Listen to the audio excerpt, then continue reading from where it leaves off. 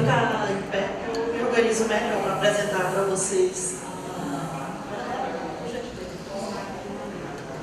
Pessoal, então, como o Vanilson falou, esse trabalho, né, dentro do Centro Integrado é feito a várias mãos, né?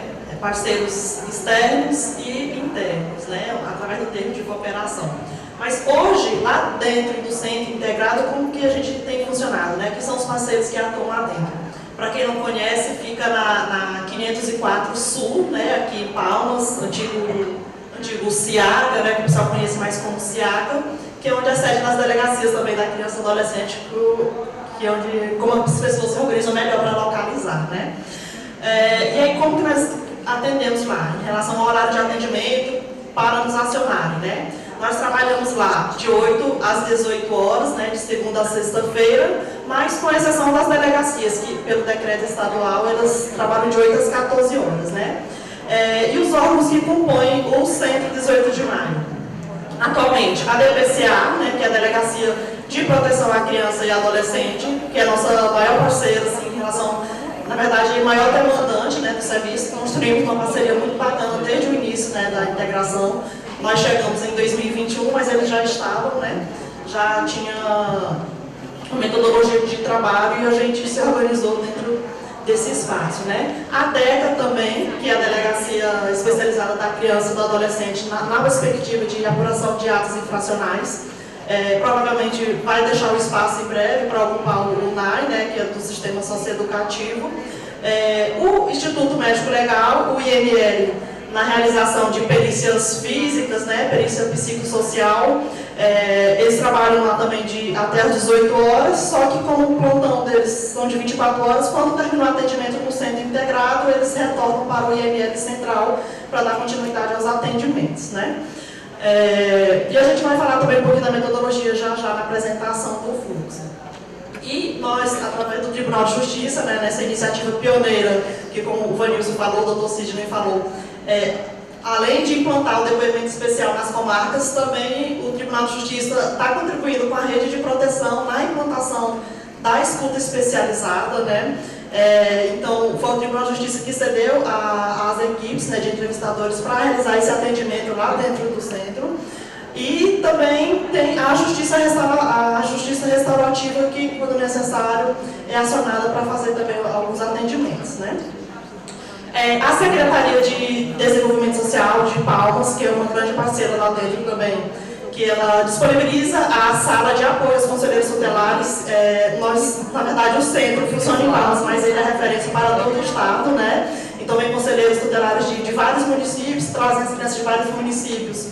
Às vezes, necessitam de alimentação, não tem como retornar para a cidade de origem e tem que aguardar o atendimento, né? Então, a Prefeitura de Palmas também, ela fornece um ticket de alimentação através do restaurante comunitário para todas as vítimas, né? Quando necessário. E aqui de Palmas também, né? Porque a gente sabe que o território de Palmas é extenso, grande, então, às vezes a família tem que ficar esperando, né, o atendimento em um período mais demorado, e aí é servida essa alimentação também pela Secretaria de Desenvolvimento Social.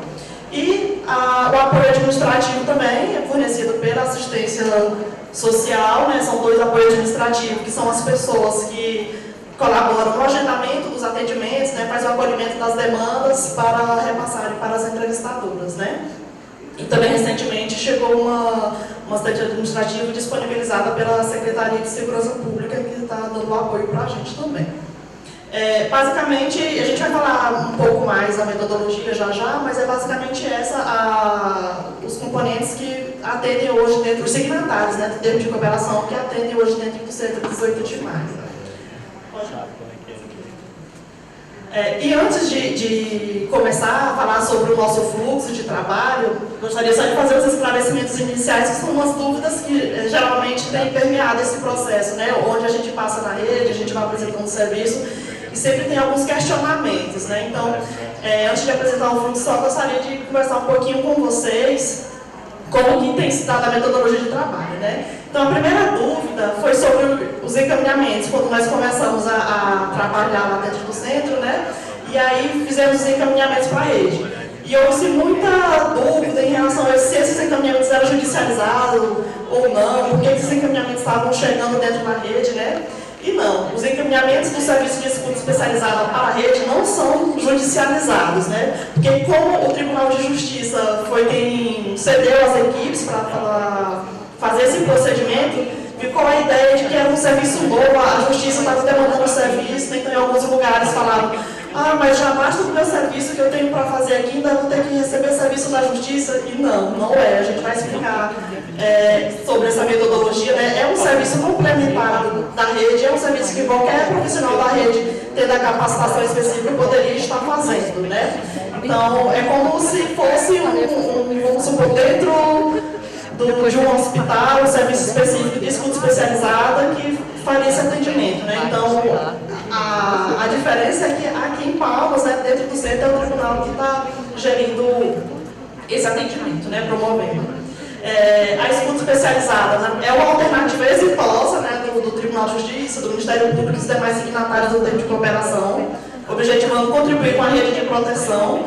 E aí, como eu já disse, né, sem a intenção de substituir ou sobrepor serviços, fluxos, ações já existentes na rede, né? Então, por onde a gente anda, às vezes fala: ah, mas é obrigatório, vou ter que mandar para a escuta especializada agora?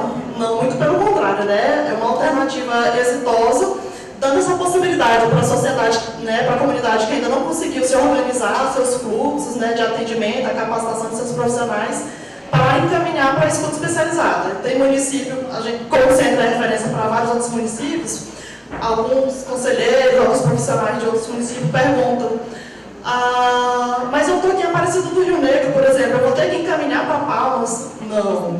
É uma alternativa para quem ainda não conseguiu se organizar, mas nada impede, né, que o município, ou qualquer município, organize, crie seu fluxo, né, estrutura o fluxo de atendimento dentro da rede, ou cria, né, um centro integrado como o que tem aqui em Palmas para ofertar o serviço, né? Mas como a maioria dos municípios ainda não conseguiu se organizar, né, para esse atendimento, acaba que o centro aqui em Palmas é a referência, né, para realizar o atendimento conforme a lei da escuta requer. E o encaminhamento da rede de proteção para a escuta especializada não deve ser entendido como compulsório, né? Acabei de falar isso, mas é porque geralmente fala assim: ah, a criança já foi atendida, eu tenho que encaminhar para a escuta especializada? Não, se realizou o atendimento adequado e registrou as informações para compartilhamento, conforme os artigos 28, 29 e 30 do decreto, ok, mas isso infelizmente não tem acontecido, né? Pode até passar, não tem acontecido. Às vezes chega a criança para a gente, já até foi atendido, né, na rede de proteção, porém, sem um protocolo específico de atendimento, sem um espaço adequado, sem a privacidade, né, que requer, não faz uma escuta aleatória, né, sem nenhum protocolo, sem nenhuma estrutura. E o pior que isso é não registrar o atendimento, né? Então, o profissional escuta a criança confiou no profissional, dá todo o seu relato e o profissional não registra informação, não compartilha com a rede, não compartilha com as autoridades, a criança chega para o atendimento já exausta, né? Chega para falar com a gente: eu não vou falar porque eu já contei tudo para minha professora, eu não vou falar porque eu já contei tudo para o conselho tutelar, e agora? A criança não vai ser, a gente não pode obrigar a criança a falar de novo, a gente vai estar cometendo uma violência institucional, né? O que a gente vai fazer? Então, por isso que a gente precisa muito da capacitação da rede, da consciência dos profissionais, de não revitimizar a criança. Se a criança confiou em você para dar o relato, fazer o registro, né? E isso não é quebra de sigilo, porque entre profissionais que vão atender o caso, não é quebra de sigilo, é repasse de informações, né? O que não pode é encaminhar para um profissional lá, encaminhar para o prefeito de uma cidade para localizar o profissional para atender. Então, vou encaminhar erradamente um documento para um profissional que não vai atender o caso, aí sim é quebra de sigilo, né? É falta de ética profissional. Mas nesse caso, é o que a gente, por isso que a gente pede para encaminhar para a escuta. Ah, mas a criança já foi ouvida no SAVIS, por que vai ter que mandar para a escuta? A gente construiu um fluxo bem bacana com o SAVIS, né? Nesse sentido, a gente já está trabalhando muito bem em relação à referência, contra-referência dos casos, né? Para evitar mesmo a revitimização dessa criança. Então, por isso que a gente pede que o ideal seria que a escuta especializada fosse o primeiro procedimento ali na rede, onde a criança pudesse falar, onde a gente pudesse acessar a memória da criança, extrair a memória dela sem nenhuma contaminação. A gente vai falar um pouquinho sobre isso depois.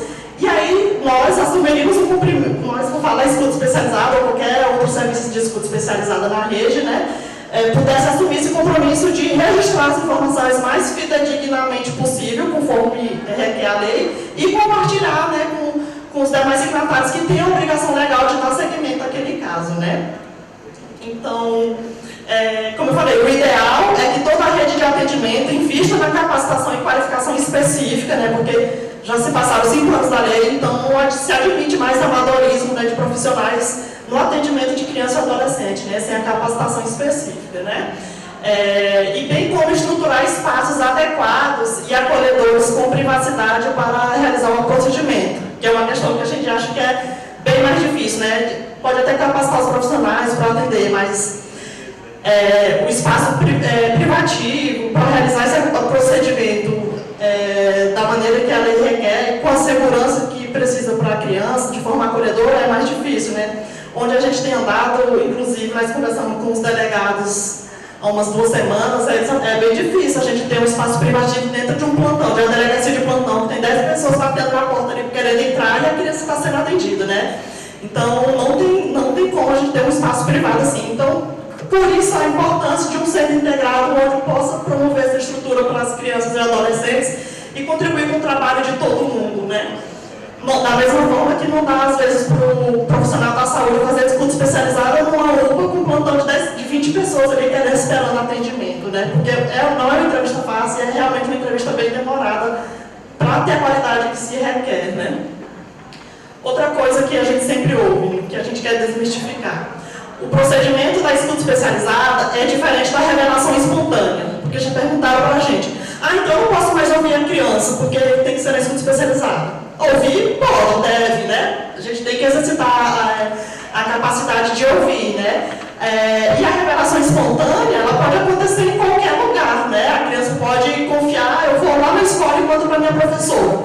A professora vai ouvir, eu ouvi. Agora, sugestionar questões, fazer perguntas invasivas, né? Fazer investigação que não é o trabalho do professor, aí não, como não é o trabalho do profissional da assistência social, do conselho tutelar, né? Então, é nessa perspectiva. A escuta especializada, ela requer mesmo uma capacitação técnica, um protocolo de entrevista, não é uma entrevista aleatória, né? Sem nenhuma finalidade, sem nenhuma preparação do entrevistador, né? E a gente vai falar sobre isso, sobre o protocolo de entrevista também. Lúcia, é até interessante a gente falar, porque a gente até se assustou com essa fala da rede, em alguns encontros que a gente teve, assim, não, então a gente não escuta mais, chegou, a gente leva para lá. Gente, calma, né? Escutar, somente escutar. Né? E registrar. O que acontece é entender a importância, porque eu acredito que, por ser algo muito difícil, paira sobre a nossa mente muitas dúvidas quanto ao que fazer. Mas escute, registre e encaminhe para o serviço de referência. Se é para realizar um procedimento mais apurado, para investigação, vá para a escuta especializada, para a gente identificar. Se é para oferecer o cuidado, que você é ali o responsável pelo cuidado, então, está na unidade de saúde, eu vou levar... Não, primeiro é cuidar da saúde. Escuta, registra, cuida da saúde e encaminha.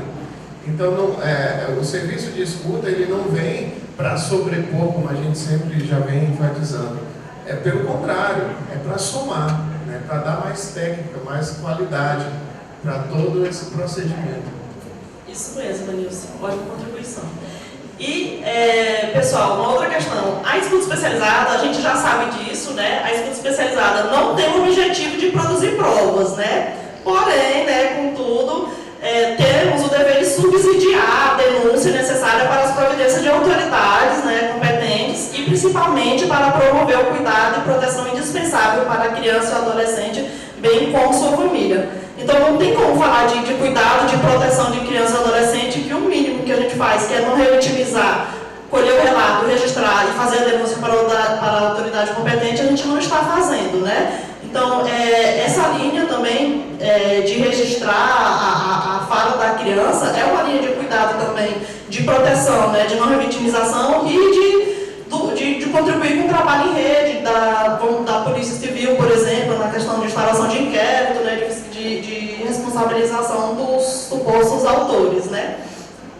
isso, a importância de registrar o atendimento. Até porque, dando sequência no atendimento na rede, o profissional que recebeu o relatório, o registro, ele já vai dar andamento a partir do que o outro profissional já registrou, né? Então já facilita para a criança não precisar falar novamente e para que o profissional já tenha conhecimento, não precisa instigar de novo, né? Colher novamente o relato da criança. Certo? Agora, nós vamos falar um pouquinho sobre o fluxo, né, do serviço lá dentro da estudo especializada do centro mesmo, como um todo, né.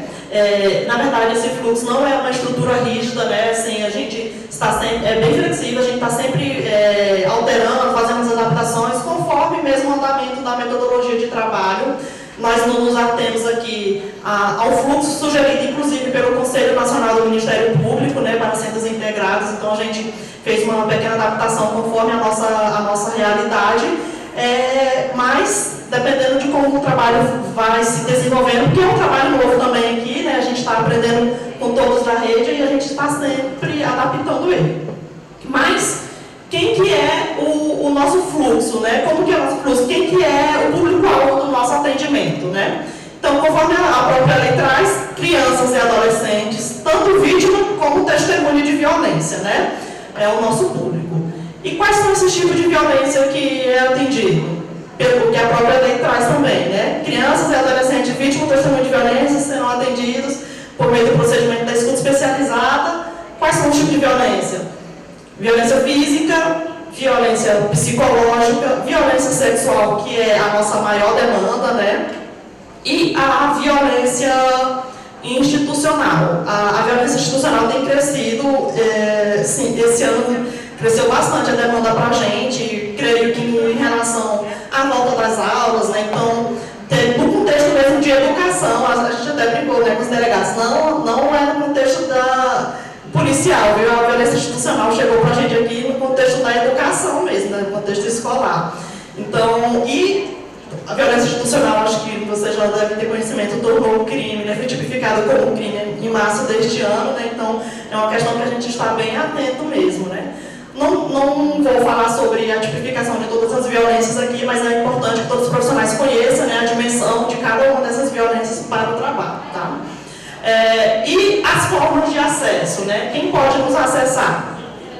Pelo que a própria lei traz, né, qualquer profissional, qualquer serviço tem o dever legal, né, de comunicar à autoridade quando tem ciência, né, de situação de violência contra a criança e adolescente. Então, o serviço é portas abertas, né? Profissionais da saúde, né, o Disque 100 nos demandam também, Polícia Civil, que são nossos maiores demandantes, e junto com os conselhos tutelares que estão ali juntos, né, nesses encaminhamentos. Polícia Militar, Poder Judiciário, Ministério Público, as defensorias públicas também, profissionais de assistência social, de educação, podem nos demandar. Só que aí, vou só abrir um parênteses aqui, quando nós iniciamos lá no Centro Integrado, tinha uma demanda bem reprimida de casos para atendimento, né, de criança e adolescente. Até porque nós chegamos bem depois das delegacias, né, do IML já ter se estruturado lá dentro. Então, nós começamos atendendo as demandas reprimidas que vinham das delegacias, né, os casos antigos que estavam lá aguardando atendimento. E não abrimos, né, não foi porta aberta. Então, todas as pessoas que queriam acessar o serviço acionavam pelas delegacias e era que nos demandavam, né.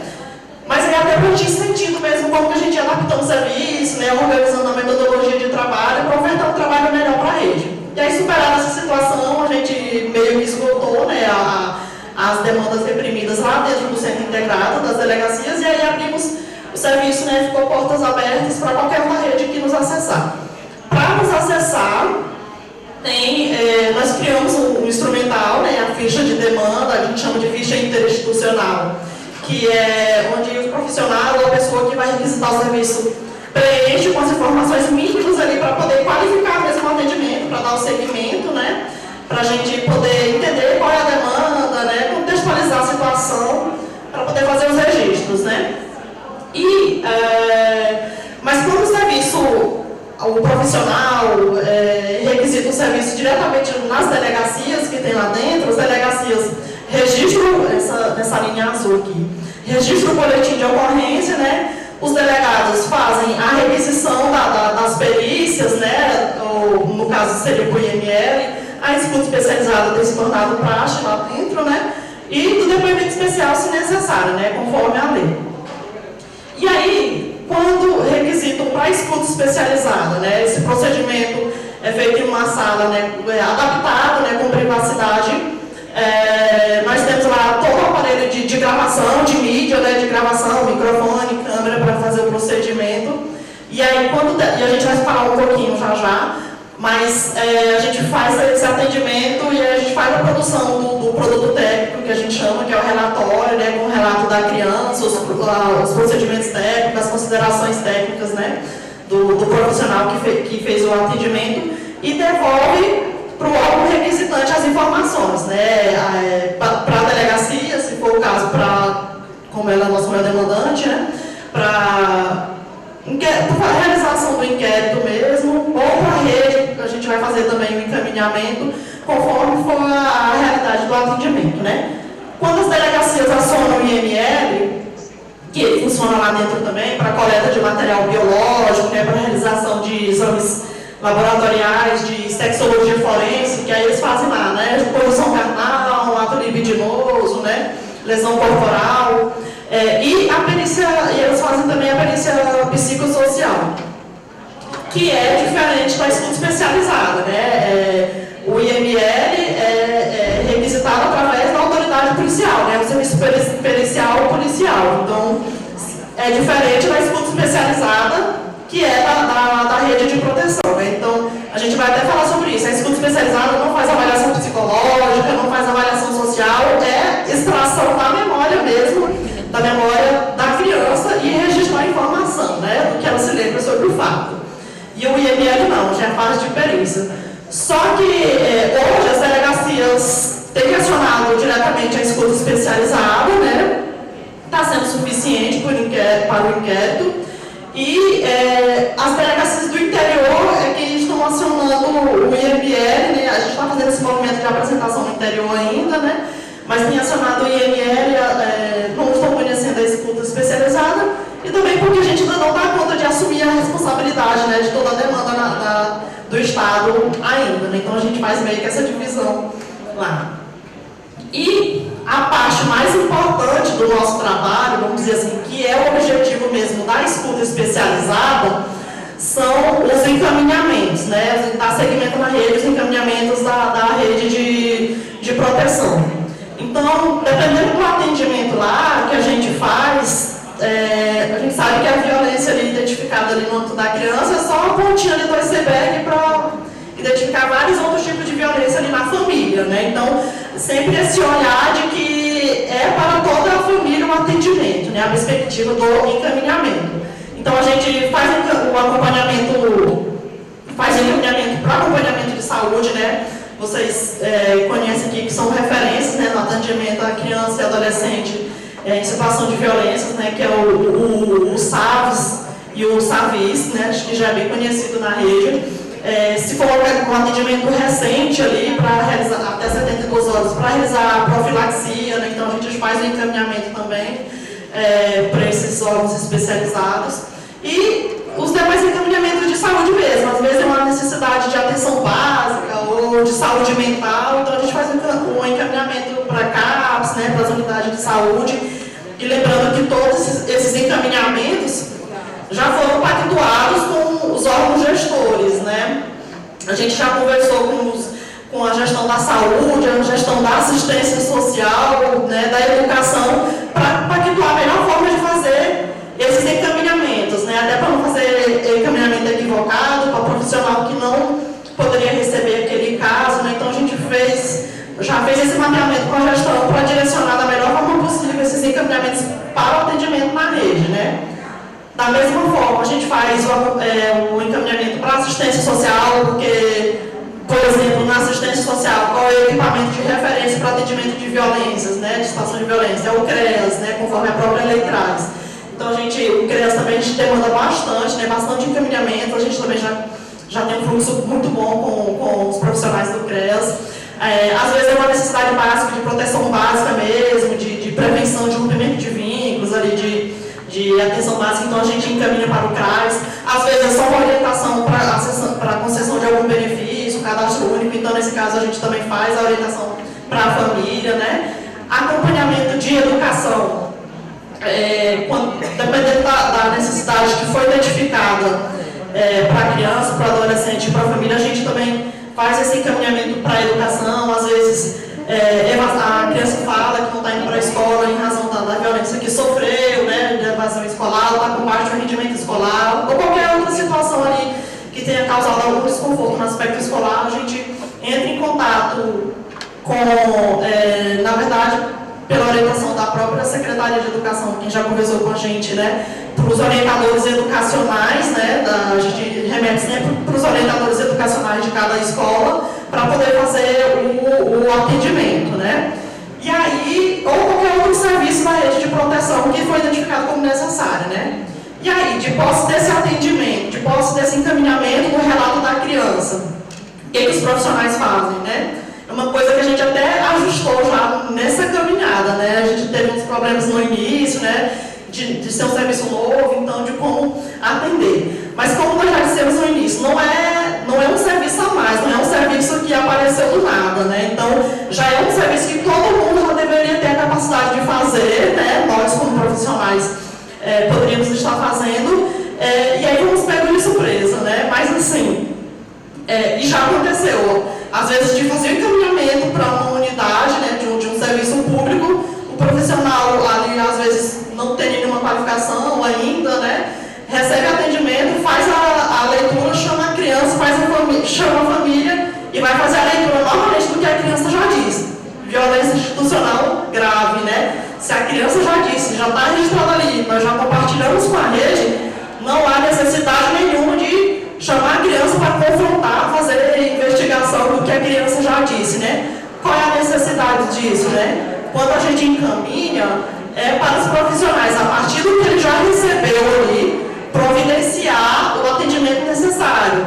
Vamos supor, encaminhamos para o CREAS. O que o CREAS vai fazer? Eu vou inserir um programa de acompanhamento familiar aqui, no PAEF, vou fazer um planejamento para a família tentar superar aquela situação, né? Então, é isso. A partir do que o CREAS já veio, né, do que o Conselho Tutelar já viu, fazer o acompanhamento da família, promover os atendimentos necessários dentro da rede, né? Mas sem revitimizar, sem perguntas, a não ser, que a própria lei traz, o estritamente necessário para conduzir o seu trabalho. Às vezes não tem todas as informações que o profissional, talvez da saúde, precisava saber para conduzir o atendimento, né? Então, não está escrito ali, uma informação adicional, não é uma pergunta invasiva, né? Então, ok, vai se fazer.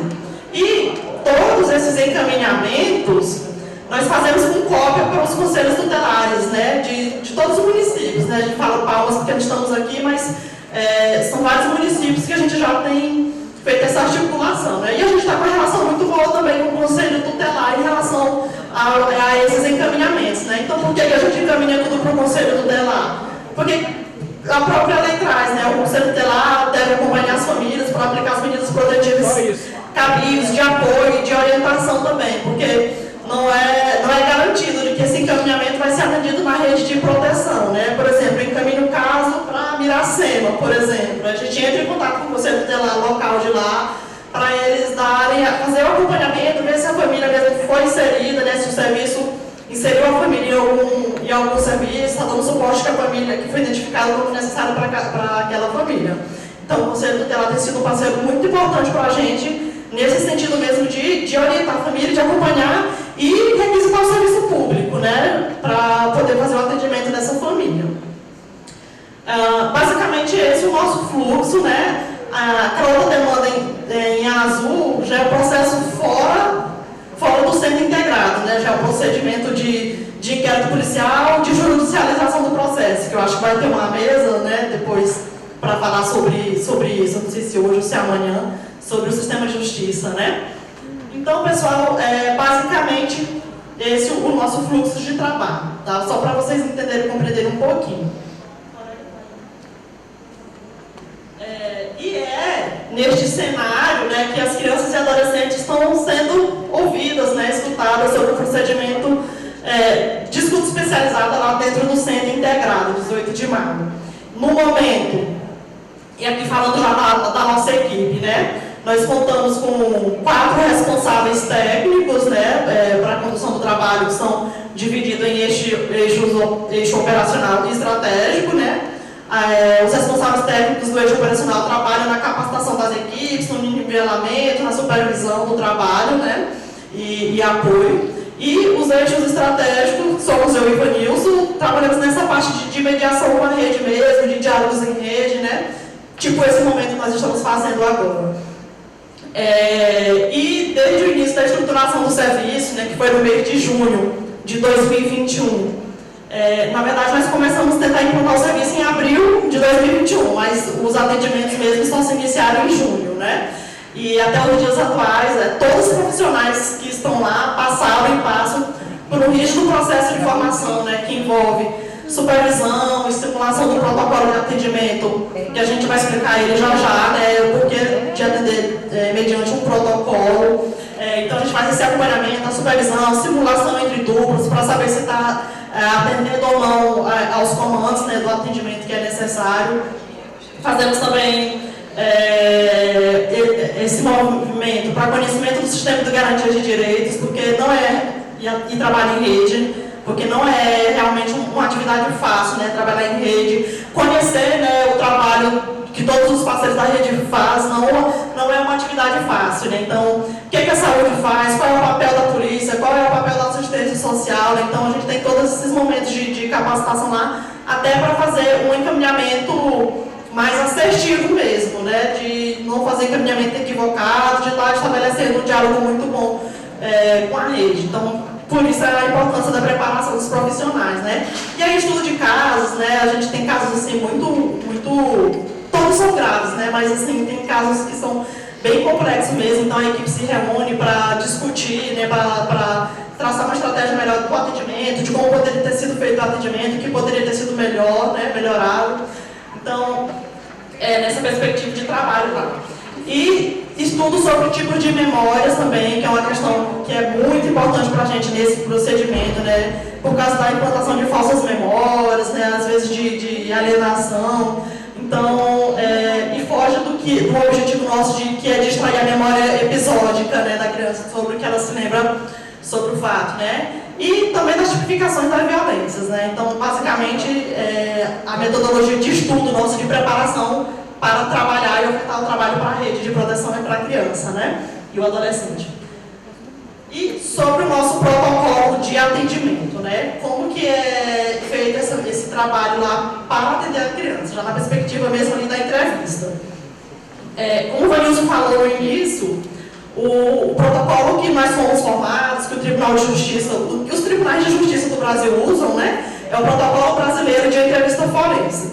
Só que nós optamos, na escuta especializada, usar um outro protocolo, que é o protocolo NIT, que a gente vai falar sobre ele, justamente para dar essa diferenciação de que o Protocolo Brasileiro de Entrevista Forense, usado ali no depoimento especial, para a produção de provas, né? Já a escuta especializada não tem esse aspecto de produzir provas, né? Mas sim de cuidado e proteção. Então, só para dar essa diferenciação mesmo. E aí, os casos são atendidos mediante esse protocolo, né? Que é caracterizado como uma técnica de entrevista forense padronizada, voltada especificamente para a coleta de dados junto a crianças e adolescentes vítimas ou testemunhas de violência. Ele é reconhecido pela literatura internacional como um dos instrumentos mais adequados para a entrevista estruturada com crianças vítimas de violência, com respostas mais precisas, relatos mais detalhados e maior número de revelações. E a gente vai até falar mais um pouquinho dele, só para passar para vocês mesmo, né, dar segurança de como está sendo realizado esse procedimento, né? Eu até falo com eles, como somos um serviço novo na rede, então a gente tem que mostrar como está a segurança dos demais parceiros, né, de como esse trabalho está sendo realizado, né? Então, esse protocolo, ele é utilizado e reconhecido em vários países, tem mais de 30 anos de pesquisa, né, e sempre com um aprimoramento contínuo da testagem, da eficiência de técnicas, da entrevista investigativa. e com evidências confiáveis, né? Claro que a gente precisa reconhecer que nesse processo não há como ter 100% de evidências confiáveis, né? Mas é um procedimento que traz, né, essa maior segurança para o trabalho, né? E aí vamos fazer 3 observações aqui em relação ao procedimento, né?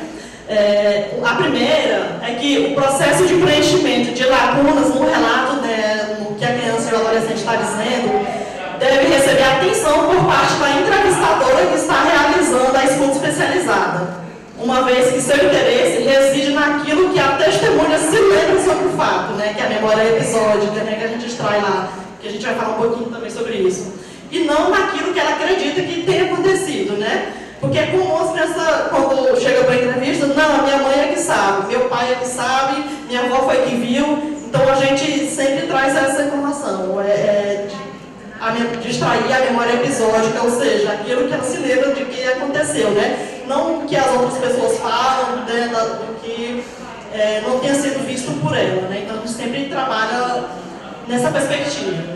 E aí também, até porque as memórias episódicas, né, são todas autobiográficas, ou seja, existem na medida em que sabemos sua origem, né? Então, se a criança se lembra sobre o fato, se ocorreu um fato, ela vai, é aquilo que a gente vai extrair dela, a lembrança dela sobre o fato, né? Não as intermediações do processo que a gente pode colher como familiar depois, né? Mas é a figura da criança ali que a gente vai extrair a informação, a visão dela sobre o fato, né? A observação 3 que a gente queria trazer é que a nossa entrevista, e eu já até falei no início, ela tem a função diferente das avaliações sociais e psicológicas, né? E não se configura como uma escuta terapêutica, né? Embora a gente saiba que o ato de ouvir a criança dela poder falar já traz um benefício muito grande para ela, né? Mas às vezes falam, mas Lúcia, eu vou encaminhar uma criança para aí, para você, tem psicólogo aí na equipe, a gente vai encaminhar uma criança para fazer uma avaliação psicológica. Não fazemos. Nesse atendimento, né, lá é escutar a criança, dar credibilidade ao relato dela e fazer o registro, né. O acompanhamento, esse segmento, a gente aciona a rede para fazer o acompanhamento, né, dela no espaço da rede, mas lá a gente não trabalha na perspectiva de avaliar que se a criança disse é verdade, se é mentira, isso não é o nosso trabalho, né? Até porque na rede cada um tem suas responsabilidades. Então, a Polícia Civil, né, quem for da parte processual vai fazer o trabalho de investigação, né? E não é a atribuição dos profissionais, nós, da rede de proteção, que trabalhamos no atendimento da criança e do adolescente, né? E aí, como que é feito essa entrevista? Já pensando ali com a criança, né? A entrevista, o protocolo de atendimento são divididos em 2 partes. Como que é? A primeira parte é a fase pré-substantiva. Na fase pré-substantiva, essa figurinha aqui do meio, né? Na fase pré-substantiva, aqui é a sala neutra, onde a gente recebe a família recebida, né? Ou quem está acompanhando a criança recebe, a entrevistadora fica aqui, recebe as orientações iniciais, o registro inicial, né? E nessas 2 salas aqui, só a criança ou o adolescente e o entrevistador vão receber, vai estar nessa sala, né? E essa última sala aqui, que é a sala gravada, onde tem microfone, câmera, né? Onde a criança faz um relato propriamente dito, né? Sobre o que aconteceu. Mas falando ali da primeira sala, a sala lúdica, né? A fase pré-substantiva, é onde acontece ali a apresentação, né, da criança, o entrevistador fala qual que é o papel dele, né, o que ele está fazendo ali, e aí explica sobre os equipamentos, as regras básicas, fala para a criança que a entrevista vai ser gravada, né, ele tem o microfone, às vezes a criança fala, mas por que vai aparecer nessa televisão? Quem vai me ver? Já fica assustada, né, não, aí o entrevistador explica para a criança que é um procedimento necessário, para que ela não precisa falar várias vezes, que sempre que tiver dúvida ele vai acessar o depoimento da criança ali na entrevista gravada, né? Então, o entrevistador sempre tem que ter essa atenção, né? E aí também dizer as regras básicas da entrevista, né? Para o entrevistador avaliar o grau de compreensão da criança, se ela sabe o conceito de verdade, de mentira, né? Se ela consegue estabelecer um contato de uma forma não sugestiva ali com o entrevistador, né? Então, ele vai explicando, né? Então ele vai dizer, se corrija, menino, se eu te disser alguma coisa que você não entendeu, né? Aí, o protocolo permite vários exemplos, né? Por exemplo, se eu te disser que você perguntar para um adolescente de 17 anos, se eu te disser que você tem 9 anos, é verdade ou mentira? Ele vai dizer, né? É mentira. Então, ou então se disser que é verdade, a gente já avalia. A criança não está conseguindo estabelecer uma comunicação, não está conseguindo compreender, né, a mensagem do entrevistador. Não chute, né? Não entendi. Às vezes a criança tem aquela questão de se o adulto perguntou, então eu tenho que dar uma resposta, né? Eu tenho que dar uma resposta para tudo. E às vezes chuta, né? Inventa uma história para dar uma resposta. Então a gente fala, se não souber, não chute. Aí às vezes, um exemplo do protocolo, se eu te perguntar qual é o nome do meu cachorro, o que você me diria? Aí tem criança que fala, não, eu não sei. Aí tipo, isso mesmo, você não me conhece, então você não sabe o nome do meu cachorro, não precisa responder. Mas tem crianças que falam, é Totó. A gente, não, você não me conhece, então você não sabe o nome do meu cachorro. É isso, você não precisa responder tudo que eu perguntar, só o que você realmente sabe, o que você realmente se lembrar, né? Dizer que não entendeu, né? Não, quando o entrevistador usa uma linguagem que a criança não conhece, então, para a criança se sentir à vontade e também para que a criança consiga compreender que é ela, né? A gente sempre fala, é você que sabe do que aconteceu. A criança tem muito daquela questão de onisciência do adulto, que o adulto sabe de tudo, né? Então, tudo que eu tenho para falar, o adulto já sabe. Eu não vou falar nada não, porque ele já sabe. Então, a gente sempre fala para ela, é você que sabe das informações, é você que estava lá, eu não estava nesse evento, eu não sei do que aconteceu. E eu preciso que você me conte tudo, até mesmo as questões que você considera que não sejam importantes, é preciso você me falar, né? Para dar essa tranquilidade para a criança mesmo, né? E aí aqui nós ainda estamos na sala do meio lá, a sala lúdica, né? Que às vezes tem vários estímulos lá, brinquedos, até para construir a empatia com a criança mesmo, que é esse segundo tópico aqui, estabelecimento de rapport, construção da empatia, né? Quebra de alguma barreira, criação de vínculo ali com a criança para ganhar a confiança dela. Então sempre fala com um assunto muito bom para a criança, né? Sempre é um assunto de interesse dela. Então o entrevistador puxa o diálogo ali para saber, por exemplo, alguma coisa que ela gosta ali no dia a dia, que ela gosta de fazer. Aí eu gosto de brincar de boneca, eu gosto de assistir. Então é um assunto bacana, até para a gente usar lá no final, quando fechar o protocolo, né? A retomada desse tópico neutro aqui, do estabelecimento de rapport. E a fase 3, que é onde termina a fase pré-substantiva do protocolo NIT, é o treino de memória episódica.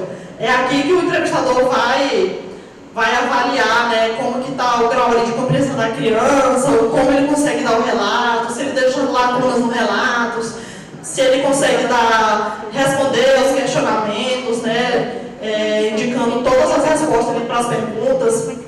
Então, geralmente, um exemplo que o protocolo traz, a gente pergunta para a criança, me diga o que você fez hoje, da hora que você acordou até a hora que chegou aqui, né? Aí, às vezes, a criança fala, não, eu acordei e vim para cá. Não dá muitos detalhes, né? Mas tem criança que fala, eu acordei, tomei café, fui para a escola, depois eu peguei o ônibus e vim para cá.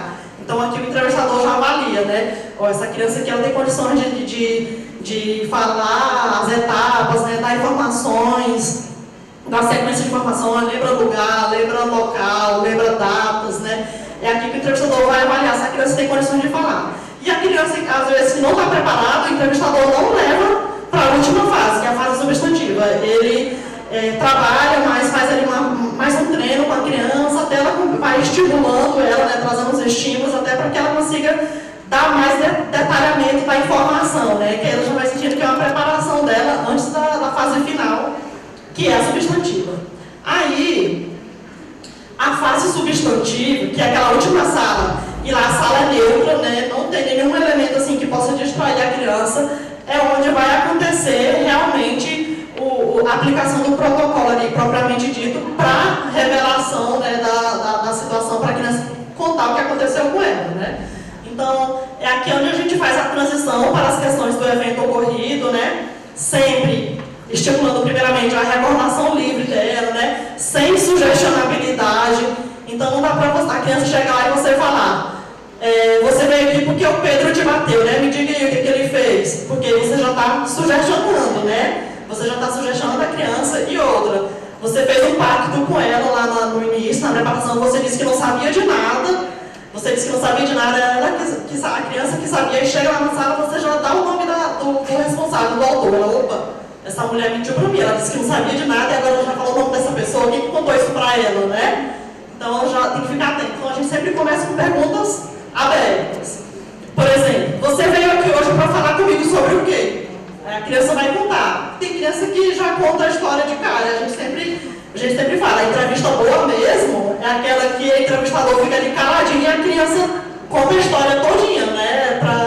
Porque já ganhou a confiança da criança, né? Mas tem crianças que não falam, então o protocolo permite outros estímulos, né? Vários estímulos até a criança conseguir relatar a situação. Então a gente sempre busca a compreensão dos fatos e dos incidentes, iniciando pelas questões abertas, né? Como eu já falei. E a criança fala, e o que aconteceu depois? Me conte mais sobre isso, né? Então a criança vai sempre falando. E aí, dependendo do diálogo, a gente vai afunilando para as questões mais focadas, né? A gente vai exploração dos incidentes, dos acontecimentos, a partir do que a criança já disse. É uma coisa bem importante. Não colocar aquela coisa, a questão de colocar palavras na boca da criança, né? Você sempre toma um relato a partir do que ela já te contou, né?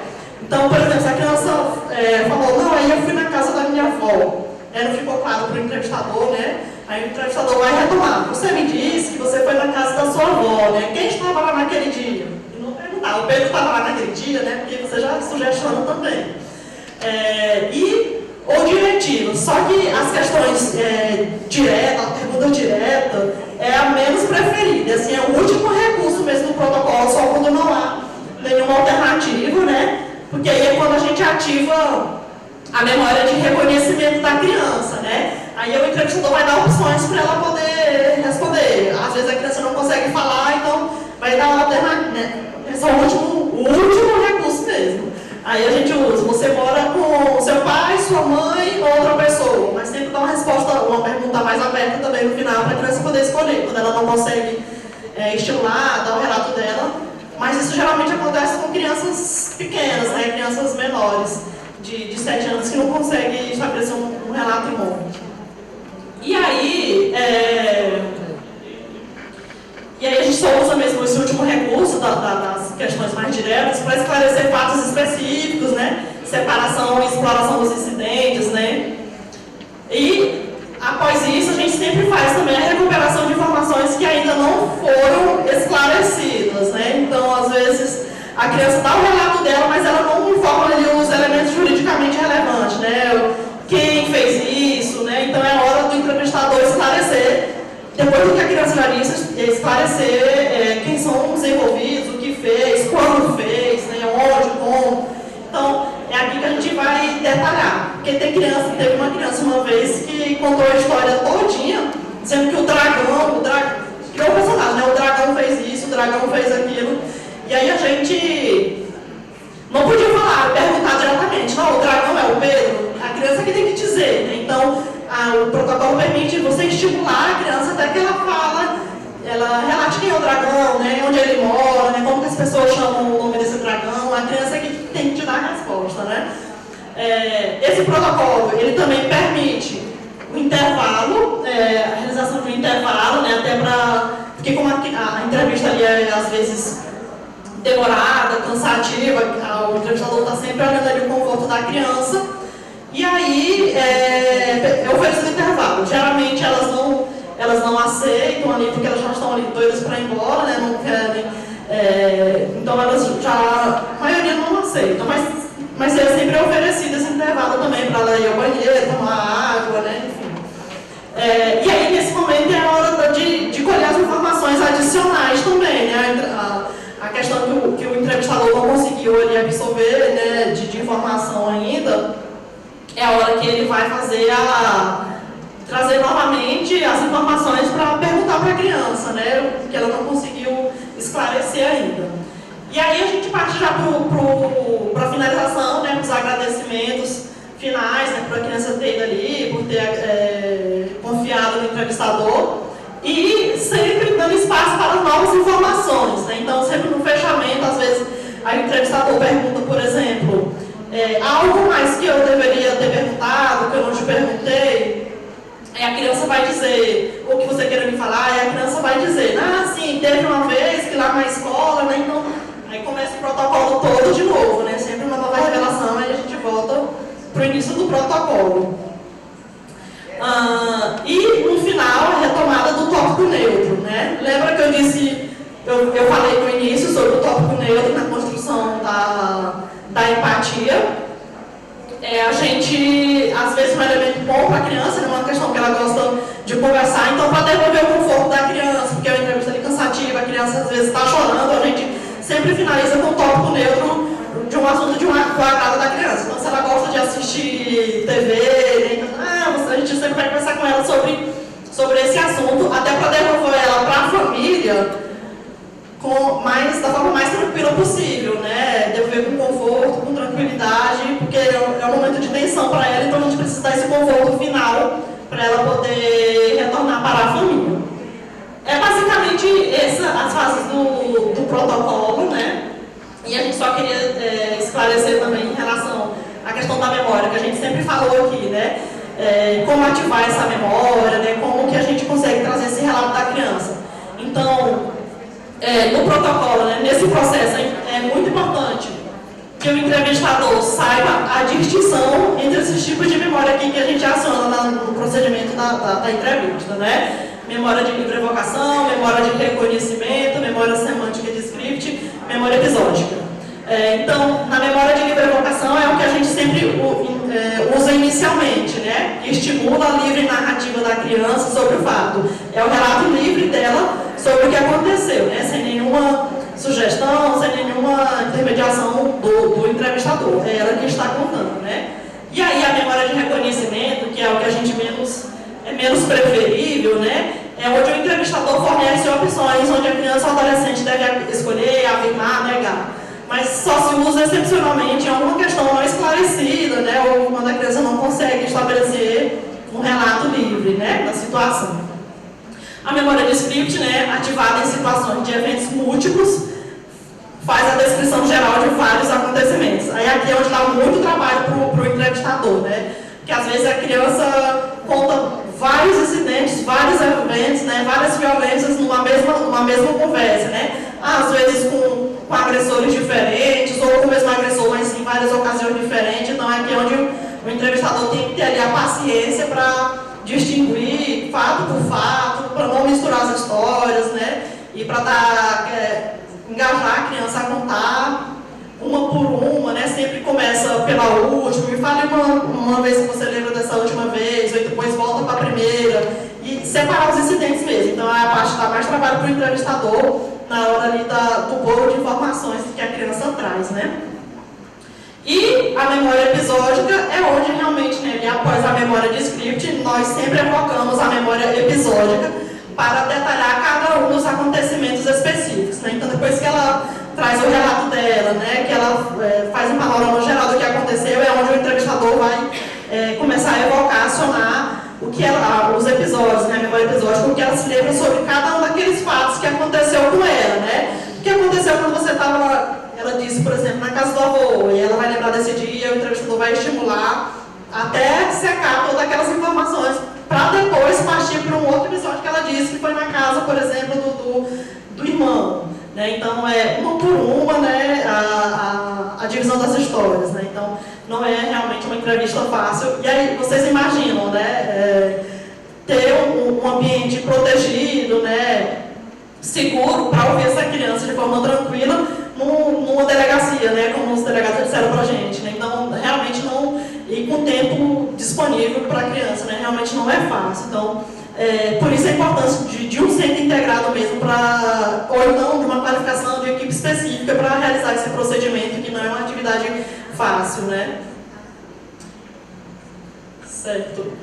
E aí, só mais umas considerações, assim, que a própria lei trouxe, né? E também o protocolo que nós utilizamos requer, né? Primeiro delas, não interrompa o relato da criança, que de jeito nenhum, né? Anote as dúvidas para esclarecer o momento oportuno.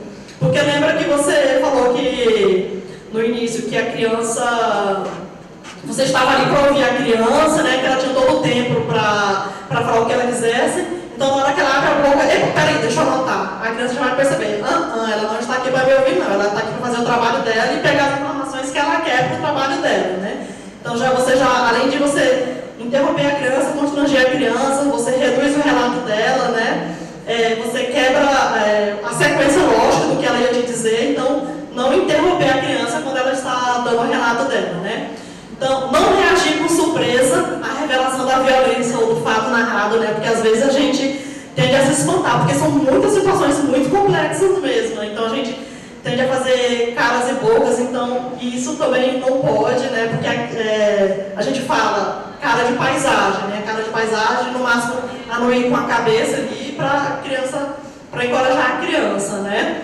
Porque a criança, ela fica muito atenta aos nossos detalhes, né, às nossas expressões, que ela pode entender como uma expressão ali, às vezes, de aprovação ou de reprovação. Então, quando ela começa a contar a história, que você já faz, né, fecha a cara, faz caras e bocas, aí, eu estou falando alguma coisa errada, não vou contar mais, né?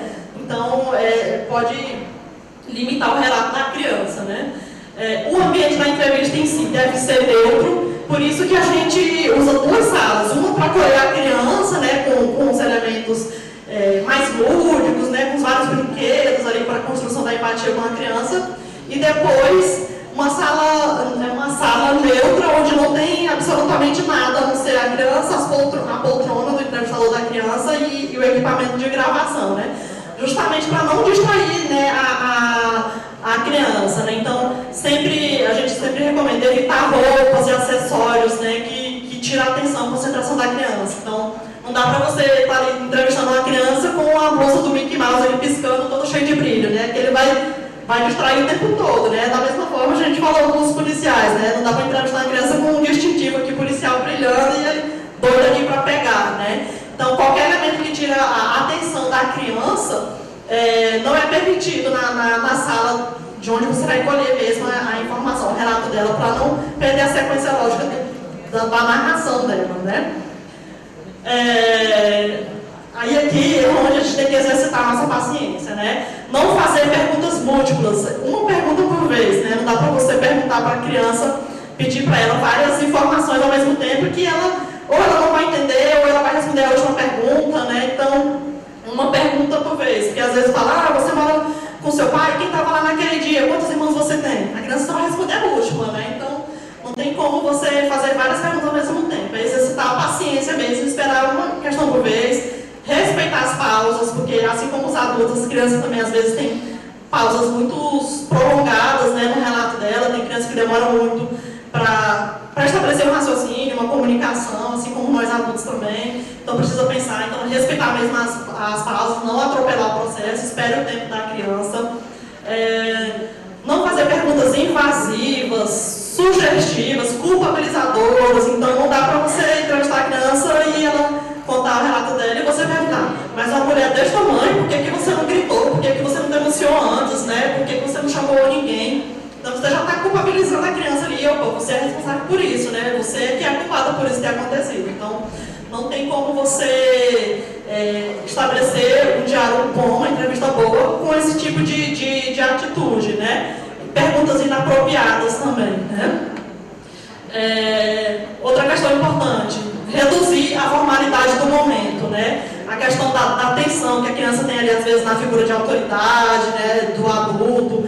Então, reduzir mesmo essa formalidade para ganhar a confiança da criança e do adolescente, né? E sempre respeitando as suas condições emocionais e desenvolvimentais. Então, o entrevistador tem que estar bem atento aos sinais da criança, observar o conforto da criança, se ela quer continuar, se ela quer parar, né? Inclusive, a gente já teve alguns casos, assim, que levantou muita preocupação para a gente mesmo, de criança passar mal, né, na entrevista, de ataque epilético. Então, requer mesmo uma atenção muito redobrada do entrevistador a todos os sinais, né?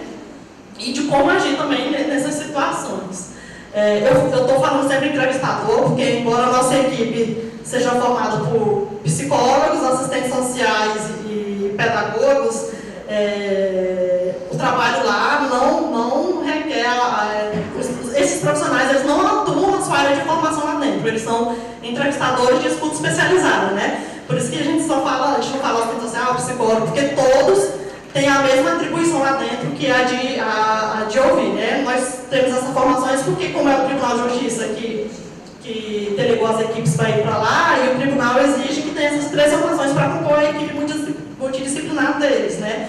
Mas nada impede que qualquer outro profissional faça capacitação específica para atuar, né, nessa área. Inclusive, alguns centros integrados são policiais que fazem esse procedimento, né, foram capacitados dentro de um protocolo, ou qualquer outro profissional que os signatários ali da rede consigam, né, estabelecer e capacitar. E outra coisa, usar o mesmo padrão linguístico e cultural da criança e do adolescente, né? Porque a gente tem que lembrar que o papel do entrevistador é de facilitador, né? Então não dá para usar uma linguagem técnica, né, entrevistando uma criança. Então sempre observar o mesmo padrão do que a criança fala, né? A criança fala, pipiu, é pipiu que a gente vai falar, né? Então é sempre para manter mesmo essa relação bacana com a criança ou com o adolescente. E levar o tempo que precisar, né? E demonstrar tranquilidade quanto ao tempo, que é uma questão difícil também. A gente ali é muito atribulada de serviço, né, em todos os espaços da rede, mas é por isso que é preciso mesmo que a lei veio para mostrar que bora consertar o que está errado e trazer um atendimento mais qualificado para essa criança, né? Então não dá para você entrevistar a criança ali olhando para o relógio o tempo todo, que a hora está passando e você tem mais 3 atendimentos para fazer, né? Então sempre trazer essa tranquilidade para a criança, que ela tem o tempo que precisar para poder trazer o relato dela da forma mais confortável possível, né? Tanto que a gente, nós sempre fica 2 profissionais por dia fazendo atendimento lá e a gente limita no máximo 6 atendimentos justamente para dar maior qualidade, né, aos atendimentos para o público, né, para a sociedade também. Basicamente esse, pessoal, as nossas informações, e eu quero passar aqui para o Vanilson para ele explicar um pouquinho sobre a nossa ficha, que é o que eu falei lá no início, né, de como vocês nos acionam, né, como vocês podem nos acionar. E aí eu passo para o Vanilson para ele explicar um pouquinho dos nossos instrumentais e também do número de atendimentos,